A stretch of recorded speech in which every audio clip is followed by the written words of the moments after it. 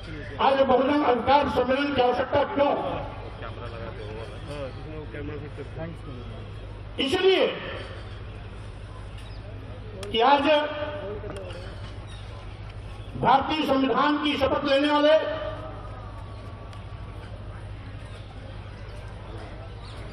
प्रधानमंत्री और देश के मुख्यमंत्रीगण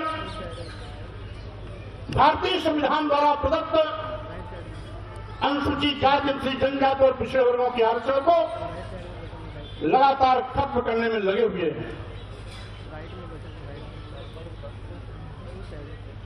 आज भारतीय संविधान की दी गई व्यवस्था के विपरीत सत्ता के मद में चूर सत्ता नशीन लोग अप्रत्यक्ष रूप से यथास्थितवाद को बढ़ावा दे रहे हैं, मनोवाद को बढ़ावा दे रहे हैं।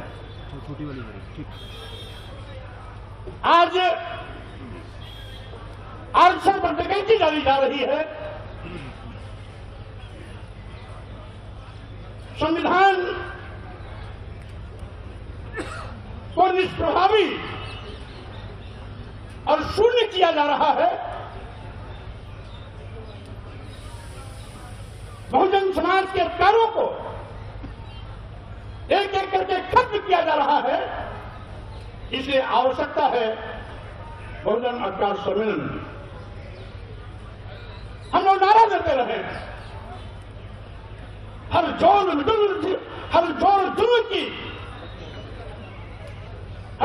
जुर्म के चक्कर में संघर्ष हमारा नारा है। तो स्वाभाविक रूप से आज जब हमारे हकों पर डकैती डाली जा रही है, अधिकारों पर डकैती डाली जा रही है, संविधान को कमजोर किया जा रहा है, आरक्षण को शून्य निष्प्रभावी किया जा रहा है, तो स्वाभाविक रूप से आज संघर्ष के रास्ते पर फिर से हमें चलने की आवश्यकता है। सड़क के माध्यम से अपनी आवाज को फिर से बुलंद करने की आवश्यकता है। इसलिए आज ये कार्यक्रम आयोजित किया गया है कि जिससे कि बहुजन अपने अधिकारों के प्रति सचेत रहे, सावधान रहे। साथियों, आप जानते हैं आज लोकतंत्र को भी कमजोर किया जा रहा है। अभी हमारे सुप्रीम कोर्ट के वरिष्ठ अधिवक्ता महोदय ने बताया कि किस तरीके से तानाशाही हितैषी यात्रा पर चलते हुए लगभग 150 सांसदों को सरकार की 75 सदन के बाहर किया गया। क्या लोकतंत्र को दबाने की साजिश नहीं है? क्या जबरदस्ती सरकार अपनी बात को थोपने का दुस्साहस नहीं कर रही है क्या? और साथ ही साथ आज सरकार अपनी कमजोरियों को छिपाने के लिए तरह तरह के हथकंडे अपना रही है। आज जितने भी विज्ञापन निकलते हैं, उत्तर प्रदेश में हो, दिल्ली में हो, भारत सरकार में हो, डबल इंजन की सरकारों के देखरेख में चलने वाले प्रदेशों में हो, हर जगह पर आज अनुसूचित जाति और अनुसूचित जाति का आरक्षण कहीं 2%, कहीं 3%, कहीं 4% दिया जा रहा है।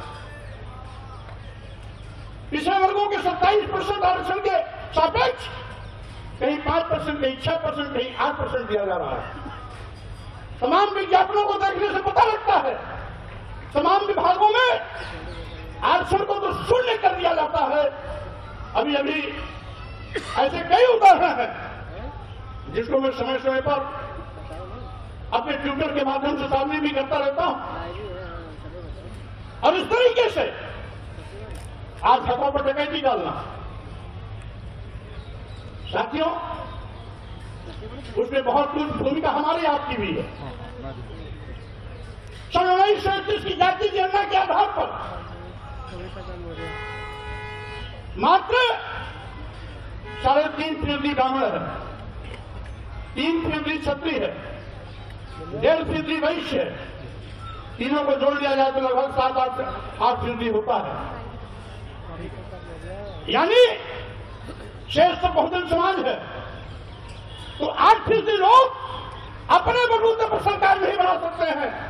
उन्होंने हमारी बहुजन समाज की ताकत को तोड़कर हिंदू के नाम पर ठक्कर के बहका करके अपना उल्लू सीधा करने का काम किया। यानी वोट देने के लिए हम हिंदू, वोट के लिए अनुसूचित जाति, अनुसूचित जनजाति और पिछड़ा वर्ग का व्यक्ति हिंदू, लेकिन सत्ता में बैठने के बाद हम हिंदू नहीं रह जाते। अगर सत्ता में बैठने के बाद भी ये हमें हिंदू मानते तो अनुसूचित जाति के आरक्षण को खत्म नहीं करते, अनुसूचित जनजाति के आरक्षण को खत्म नहीं करते, पिछड़े वर्गों के आरक्षण को खत्म नहीं करते। इसका मतलब है हिंदू एक धोखा है।